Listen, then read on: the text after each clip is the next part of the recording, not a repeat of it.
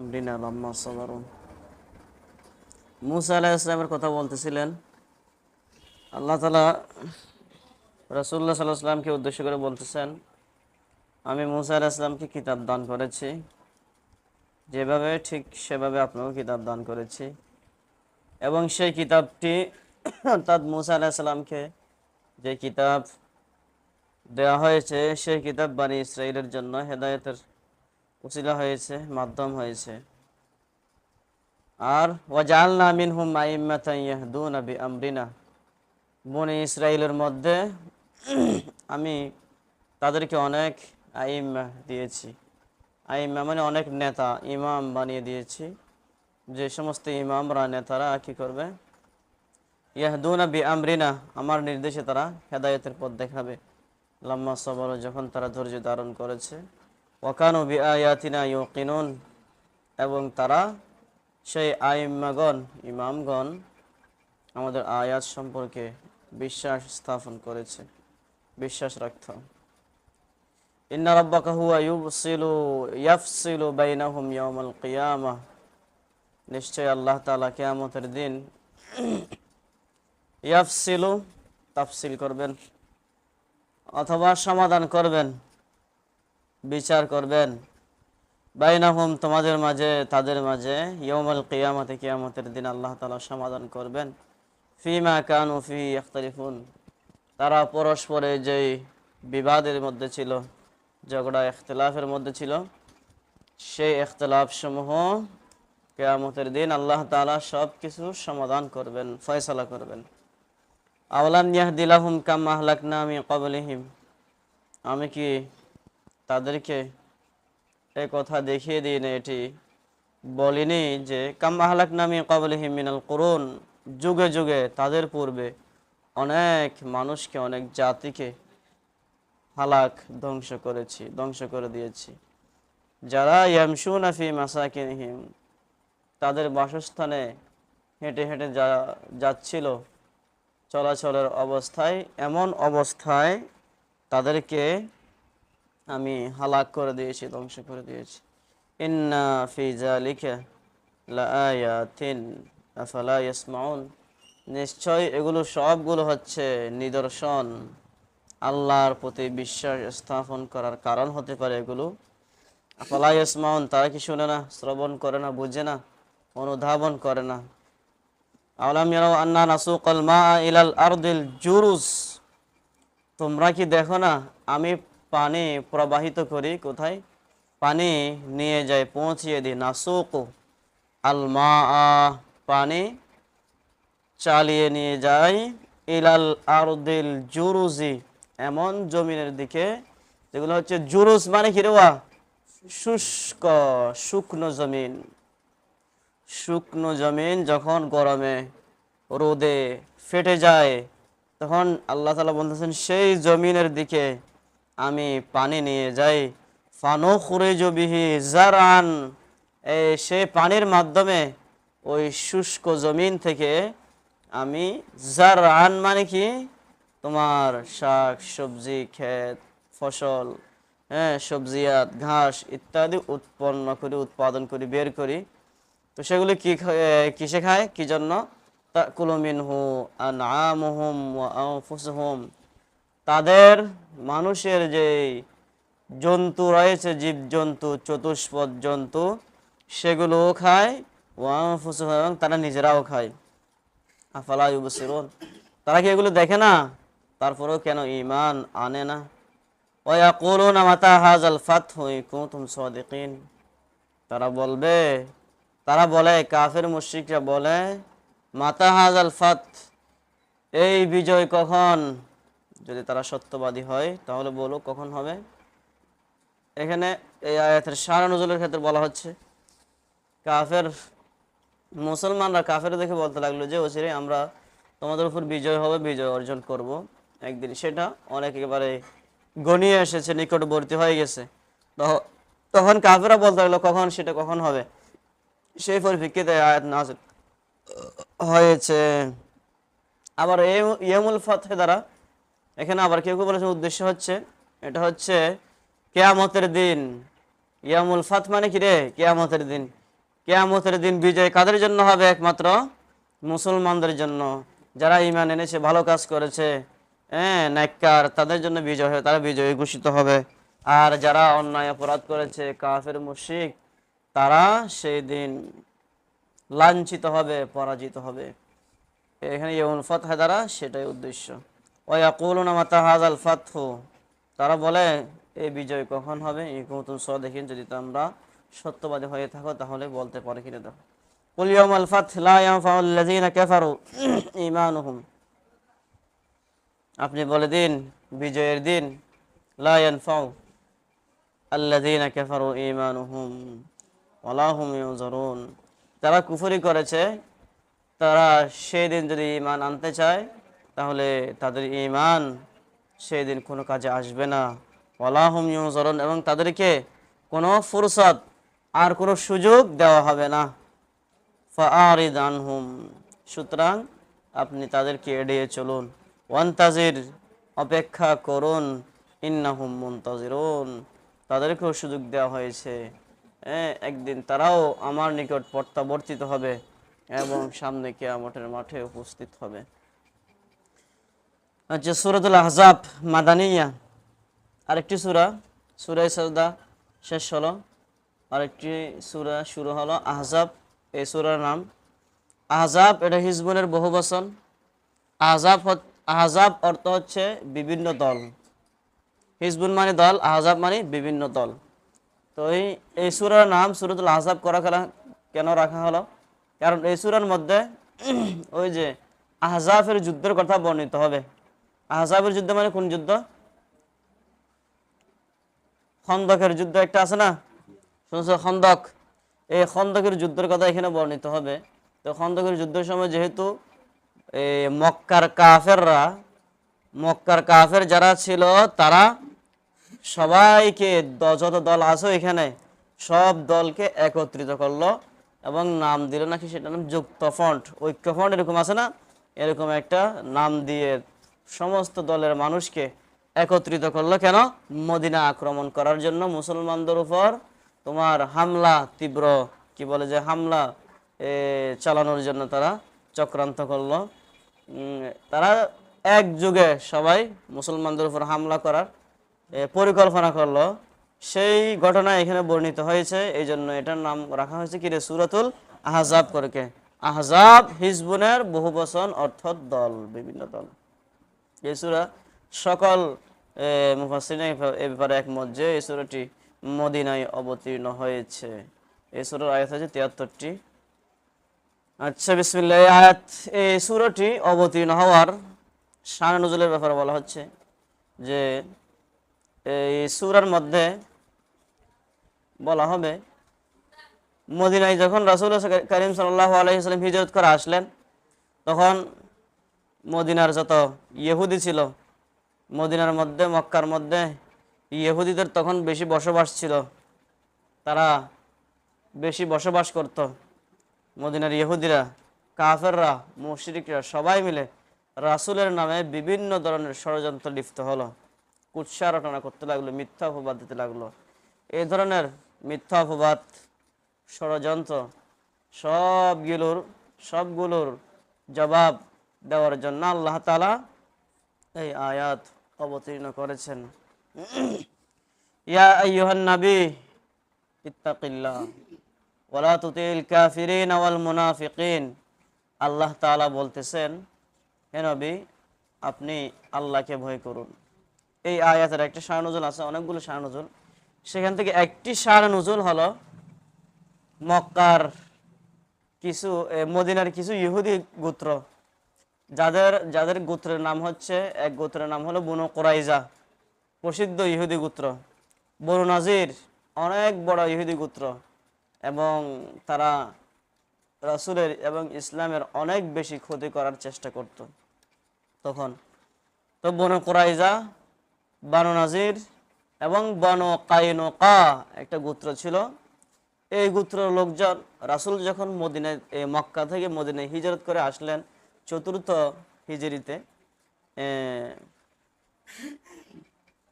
হিজরত করে আসার পর তারা রাসূলের এই গোত্রের, এই 3 গোত্রের লোকগুলো রাসূলের কাছে বেশি বেশি যাতায়াত করত, রাসূলের কাছে উপরে উপরে ভালো থাকার চেষ্টা করত, এবং এক পর্যায়ে তারা উপরে উপরে ইসলাম ধর্ম গ্রহণ করলো নামকে অবস্থা দেখানোর জন্য, কিন্তু ভিতরে ভিতরে তারা গোপনে মুনাফিক কাফের ইহুদি রয়ে গেল। এদেরকে মুনাফিক বলা হয় আর কি, জি ওয়াজহাইন।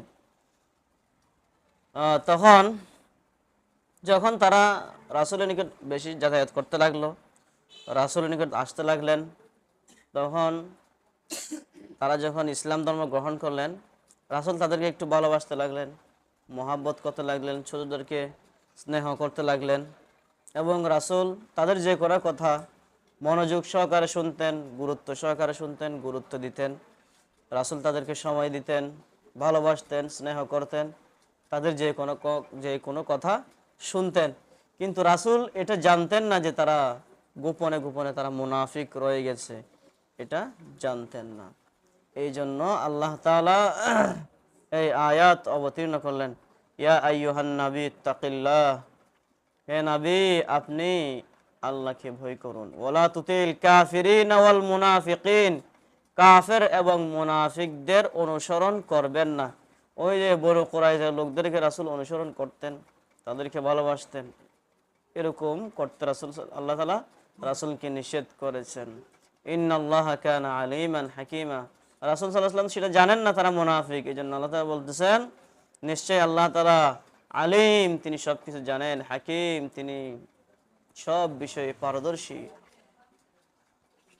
ওয়াত্তাবি মা ইউহা ইলাইকা মির রাব্বিক, আপনি অনুসরণ করেন ওই জিনিসের, কোন জিনিস? মা মা মৌসুলা, মায়ে মৌসুলা, আল্লাযী ইউহা ইলাইকা, যে বস্তু আপনার দিকে অবতীর্ণ করা হয়েছে, অর্থাৎ যে কুরআন আপনার প্রতি নাজিল করা হয়েছে, অবতীর্ণ করা হয়েছে, আপনি সেই কিতাবের সেসব বস্তুর, সেই ওহির অনুসরণ করুন।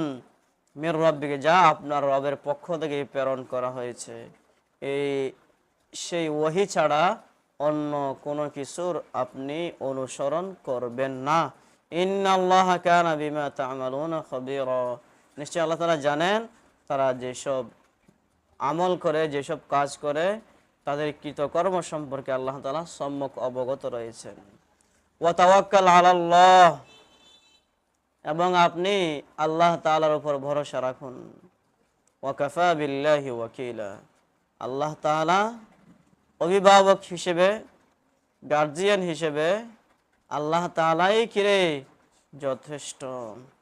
মা জাআলাল্লাহু লিরাজুলিন মিন কলবাইন ফি জাওফিহি, আল্লাহ তাআলা বলতেছেন কোন মানুষের জন্য আল্লাহ তাআলা দুইটি অন্তর, দুইটি কলব সৃষ্টি করেন নাই।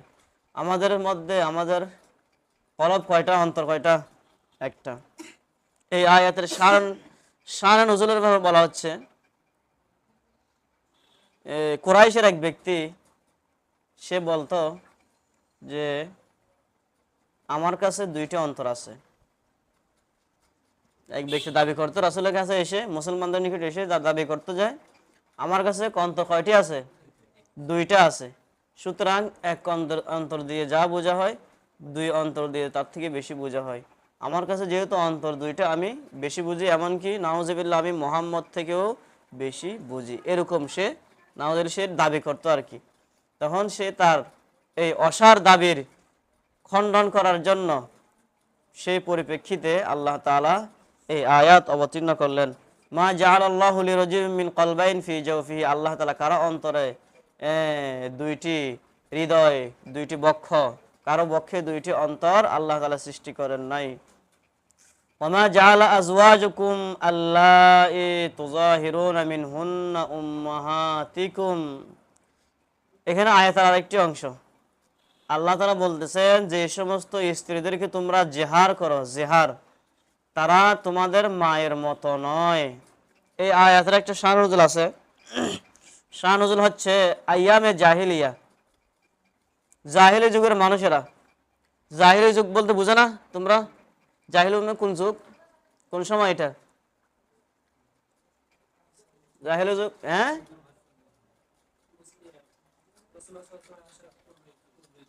পূর্বে কদিন, কয় মাস? রাসূলের আগমনের পূর্ব কত মাস পর্যন্ত? 1 মাস, 2 মাস, 1 বছর, 2 বছর, 1 সপ্তাহ, 2 সপ্তাহ, কতদিন সময়কাল? হ্যাঁ, ঈসা আলাইহিস সালামের 450-500 বছর এরকম হতে পারে। হুম হুম এনে 450-500 মতটা হয়তো বেশি আছে এরকম। এই সময় মানে মোট কথা ঈসা আলাইহিস সালামের পর থেকে মুহাম্মদ সাল্লাল্লাহু আলাইহি ওয়াসাল্লামের আবির্ভাবের আগ পর্যন্ত সময়টাকে কি বলা হয়? আইয়ামে জাহিলিয়া, জাহিলি যুগ। এই জাহিলি যুগের কিছু মানুষ ছিল, তাদের ধারণা ছিল কিরকম, মানুষ যখন তাদের স্ত্রীদেরকে জেহার করে, জেহার মানে তোমরা দেখা দেয় পড়ছো না, এটার মধ্যে গেছে না জেহার, বলো না বাবারা? হ্যাঁ, জেহার হচ্ছে কোন স্বামী তার স্ত্রীকে বলা, কি বলা, যে তার স্ত্রীর কোনো অঙ্গ প্রত্যঙ্গ দেখিয়ে বলা এটা আমার মায়ের অঙ্গের মতো। যেমন বলা, তোমার হাত দুইটা আমার মায়ের হাতের মতো, তোমার পিঠটা কিসের মতো, আমার মায়ের পিঠের মতো, তোমার চেহারাটা আমার কিসে, মায়ের চেহারার মতো। এই ধরনের বলাকে এটাকে কি বলা হয় ইসলামের মধ্যে? জেহার বলা হয়। এই আচ্ছা, এখন জাহিলের যুগের লোক যারা আছে, জেহার মানে বুঝতে পারছো তো? জাহিলের যুগের যারা এই সমস্ত আইয়ামে জাহিলের মানুষ ছিল, তারা মনে করতো যদি কোনো পুরুষ তার স্ত্রীর সঙ্গে জেহার করে, তখন সেই জেহার হচ্ছে তোমার তালাকের মতো। তারা মনে করে জেহার হচ্ছে কিসের মতো? তালাকের মতো। তালাক, 3 তালাক দিলে যেভাবে স্ত্রীরা হারাম হয়ে যায়, হ্যাঁ, জেহার করলো স্ত্রীরা কি হয়ে যায়, হারাম হয়ে যায়। এই ধরনের আকীদা এবং ধারণা পোষণ করতে তারা মনে করতে এমনটা। অথচ এটা হচ্ছে তোমার ভিত্তিহীন ধারণা, এটা সঠিক নয়। তো জিহার করলে, জিহার তালাকের মতো নয়। জিহার করলে স্ত্রীরা একেবারেই তালাকের মতো কি হয়ে যায় না, খুল্লম খোলা হারাম হয়ে যায় না, বিলকুল হারাম হয়ে যায় না। বরং তোমার জেহার করার পর যদি কেউ তার স্ত্রীকে আবার ফিরিয়ে আনতে চায়, স্ত্রী সুলভ আচরণ করতে চায়, তাহলে তাই কি করতে হবে, বলো না? জেহারের কাফারা আছে, কাফারা দিতে হবে। সূরার মধ্যে, সূরা মুজাদালার মধ্যে আছে, বলো আল্লাযিনা ইউজাহিরুনা মিনান নিসাই, বলো না হাফেজ সাহেব, ওয়াল্লাযিনা ইউযাহিরুনা মিনান নিসা তাহরিরু রাকাবা, সিয়ামু শাহরাইন মুতাতাবিআইন, ইতআমু 60 মাসাকিন। নাই? আল্লাহ, এগুলো কোত্থেকে বলতেছি? এরকম আছে তো মনে হয়। জিহারের কাফারা হলো 1 নম্বরে, কেউ যদি জিহার করে, তাহলে জিহার করার পর স্ত্রীকে যদি আবার স্ত্রী সুলভ আচরণ করতে চায়, পাইছো, স্ত্রী সুলভ আচরণ করতে চাইলে কাফারা আদায় করতে হবে। 1 নম্বর কাফারা হচ্ছে হয়তো তোমাকে একটি গোলাম আজাদ করতে হবে, তাহরির রাকাবা, গোলাম আজাদ করতে হবে। কেমন? 2 নম্বর হচ্ছে তোমার এই লাগাতার 60 দিন 60টি রোজা রাখতে হবে। লাগাতার হতে হবে, আবার মুতাতাবিআইন, লাগাতার রাখতে হবে। 2 অপশন। যদি গোলাম পাওয়া না যায় তখন রোজা রাখা। যদি কেউ রোজা রাখতে না পারে, এরকম দুর্বল হয়, হ্যাঁ, তাহলে 60 জন মিসকিনকে কি করবে, পেট ভরে খানা খাওয়াবে। কয় বেলা? 2 বেলা। 2 বেলা, কয় বেলা? 2 বেলা খাবার দিবে। ঠিক আছে, এটা হচ্ছে জেহারে কি রে, কাফারা। তো তারা যে মনে করতো আইয়ামে জাহিলিয়াতে, তারা যে মনে করতো জিহার করলে, জিহার হচ্ছে তালাকের মতো, জিহার করলে স্ত্রীরা হারাম হয়ে যায়, সেই ধারণাকে রদ করার জন্য আল্লাহ তাআলা আয়াতের মধ্যে অবতীর্ণ করলেন, আয়াত নাযিল করলেন, ওমা জাআলা আজওয়াজুকুমুল্লাহি তুযাহিরুনা মিনহুন্না উম্মাহাতিকুম, এবং আল্লাহ তাআলা তোমাদের ওই সমস্ত স্ত্রীরা, যে সমস্ত স্ত্রীদেরকে তোমরা জিহার করো, হ্যাঁ, তারা তোমাদের মায়ের মতো নন, তোমরা তারা তোমাদের মায়ের মতো হারাম নন। ওমা জাআলা আদিয়াকুম আবনাআকুম, এবং আল্লাহ তাআলা বলতেছেন, এবং যে সমস্ত তোমাদের পালক পুত্র রয়েছে, পালক পুত্ররা তোমাদের নিজেদের সন্তানের মতো নয়, নিজ সন্তানের মতো নয়। এই আয়াতের শানুজুল হচ্ছে হযরত আব্দুল্লাহ ইবনে ওমর রাদিয়াল্লাহু তাআলা আনহু, বুখারী মুসলিমের মধ্যে রয়েছে রওয়ায়াত বর্ণনা।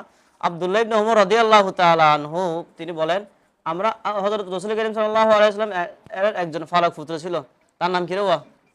যায়েদ, যায়েদ বিন হারেসা নাকি? তো জায়েদ ওনার নাম। রাসূলের কি পালক পুত্র ছিলেন। তো অর্থাৎ রাসূল ওইটা তাকে কি করতেন, যায়েদকে পালতেন আর কি, লালন পালন করতেন, কিন্তু রাসূলের সন্তান না, অন্যজনের সন্তান। তো আব্দুল্লাহ ইবনে ওমর রাদিয়াল্লাহু তাআলা আনহু বলেন, এই আয়াত অবতীর্ণ হওয়ার পর আমরা যায়েদকে যায়েদ বিন হারেসা না বলে যায়েদ বিন মুহাম্মদ বলতাম। যায়েদ বিন মুহাম্মদ অর্থাৎ রাসূলের সন্তান বলে বলতাম, ডাকতাম। আল্লাহ তাআলা বলছেন এটা ভুল। পালক পুত্র কোনোদিন নিজ সন্তানের মতো নয়। পালক পুত্রই সে তার যে মূল আসল বাবা রয়েছে সেই বাবার দিকে নিসবত করে তাকে ডাকা হবে। এজন্য বলা হচ্ছে ওয়ামা জাআলা আদিয়াকুম আবনাকুম, যে সমস্ত পালক পুত্র রয়েছে তারা তোমাদের নিজ সন্তানের মতো নয়।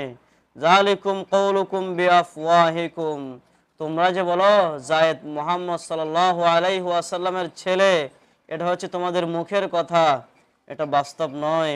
ওয়াল্লাহু ইয়াকুলুল হক, আল্লাহ তাআলাই তো সত্য কথা বলেন।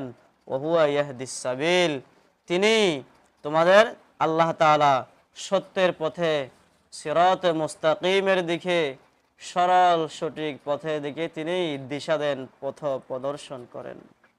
উদুহুম লিআবাইহিম, আল্লাহ তাআলা বলে দিচ্ছেন যারা পালক পুত্র রয়েছে, মুতাবান্না, যারা পালক পুত্র রয়েছে পালক পুত্রদেরকে উদুহুম লিআবাইহিম, তাদের বাবার নাম ধরে ডাকো। যে লালন পালন করে তার নাম ধরে ডেকো না। যদি তোমরা পালক পুত্রদেরকে তাদের মূল বাবার নাম ধরে ডাকো তাহলে সেটা কি হবে, হুয়া আকসাতু ইনদাল্লাহ, সেটা আল্লাহ তাআলার নিকট বেশি ইনসাফপূর্ণ হবে, আল্লাহ তাআলা সেটাকে বেশি পছন্দ করবেন।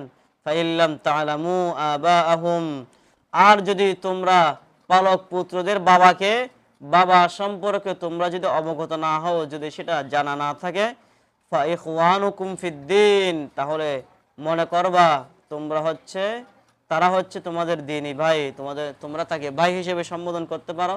ওয়া আলাইকুম, এবং তোমাদের বন্ধু সেই হিসেবে সম্বোধন করতে পারো। ওয়ালাইসা আলাইকুম জুনাহুম ফিমা আখতাতুম বিহি, আর তোমরা যেসব ভুল ভ্রান্তি করো অনিচ্ছা সত্ত্বে, মানে অনিচ্ছাবশত, ইচ্ছায় নয় অনিচ্ছাবশত যে সমস্ত ভুল ভ্রান্তি তোমাদের কাছে হয়ে যায়, লাইসা আলাইকুম জুনাহ, এই ব্যাপারে কোনো সমস্যা অসুবিধা নেই, আল্লাহ তাআলা সেগুলো ক্ষমা করবেন। ওয়ালাকিম্মা তাআম্মাদাত কুলুবুকুম, কিন্তু যে সমস্ত ভুল ভ্রান্তি, যে সমস্ত কাজ তোমরা ইচ্ছা করে করো, অনিচ্ছায় নয় ইচ্ছায় হয়ে থাকে, এখতিয়ারে হয়ে থাকে, তোমরা নিজেরাই ইচ্ছা করে করো, সেগুলো কিন্তু অসুবিধা রয়েছে, আল্লাহ তাআলা সেগুলো ক্ষমা করবেন না। ওয়া কানাল্লাহু গফুরুর রহিম, আল্লাহ তাআলা অনেক বেশি ক্ষমাশীল, অনেক বেশি দয়ালু, দয়াবান, মেহেরবান। আন-নাবিয়্যু আওলা বিল মুমিনিনা মিন আনফুসিহিম ওয়া আজওয়াজুহু উম্মাহাতুহুম, নবী করিম সাল্লাল্লাহু আলাইহি ওয়াসাল্লাম হচ্ছে মুমিনদের জন্য তাদের নিজের নফসের চেয়েও বেশি নিকটবর্তী, ঘনিষ্ঠ এবং প্রিয় হতে হবে। তাহলে রাসূল সাল্লাল্লাহু আলাইহি ওয়াসাল্লামকে মুমিন হওয়ার জন্য, মুসলমান হওয়ার জন্য রাসূলকে সবচাইতে বেশি ভালোবাসতে হবে, এমনকি নিজের জানের চেয়েও, নিজের জীবনের চেয়েও বেশি ভালোবাসতে হবে। একটা হাদিসের মধ্যে আছে না, লা ইউমিনু আহাদুকুম হাত্তা আকুনা ওয়ান্নাসি আজমাইন, তাহলে এই হাদিসের মধ্যে বলা হচ্ছে লা ইউমিনু আহাদুকুম মুমিনান, তোমাদের মধ্যে কেউ ততক্ষণ মুমিন হতে পারবে না। তো মুমিন হতে পারবে না মানে লা ইউমিনু কামিলান মুকাম্মালান, পরিপূর্ণ মুমিন হতে পারবে না। কেমন? নিজের মাল দৌলত, সম্পদ, ছেলে সন্তান, নিজের নফস থেকে, জান থেকে রাসূলকে বেশি ভালোবাসবে না। এজন্য আন-নাবিয়্যু আওলা বিল মুমিনিনা মিন আনফুসিহিম ওয়া আজওয়াজুহু উম্মাহাতুহুম, এবং রাসূলের যে স্ত্রী সমূহ রয়েছে তারা হচ্ছে মুমিনদের মুমিনদের জন্য তারা মা স্বরূপ, মায়ের মতো। যেমন বলা হয় আম্মাজান আয়েশা সিদ্দিকা রাদিয়াল্লাহু আনহা, আম্মাজান কি বলে যে কি, এই খাদিজাতুল কুবরা রাদিয়াল্লাহু তাআলা আনহা। তো রাসূলের স্ত্রী যতজন রয়েছেন সবগুলো মুমিনদের জন্য মায়ের মতো। ওয়া উলুল আরহামে বা'দুহুম আওলা বিবাদিন ফি কিতাবিল্লাহি মিনাল মুমিনিন, আর মুমিনদের মধ্যে থেকে যারা উলুল আরহাম রয়েছে, ঘনিষ্ঠ আত্মীয় রয়েছে, রক্তের সম্পর্ক যারা রয়েছে, তারা একে অপরের বেশি নিকটবর্তী। ওয়াল মুহাজিরিন, এবং এরপর হচ্ছে মুহাজিরগণ, ইল্লা আন তাফআলু ইলা আউলিয়াইকুম মারুফা, হ্যাঁ যদি তোমরা কারো কোনো বন্ধুর নিকট, হ্যাঁ ওয়ারিসের ক্ষেত্রে, মিরাজ দেওয়ার ক্ষেত্রে, ধন সম্পত্তি দেওয়ার ক্ষেত্রে যদি কাউকে কোনো বন্ধুকে সে কোনো কিছু দিতে চায় তাহলে কোনো অসুবিধা নাই, দিতে পারবে। কানা জালিকা ফিল কিতাবি মাসতুর, এগুলো সবগুলো কিতাবের মধ্যে লিপিবদ্ধ রয়েছে।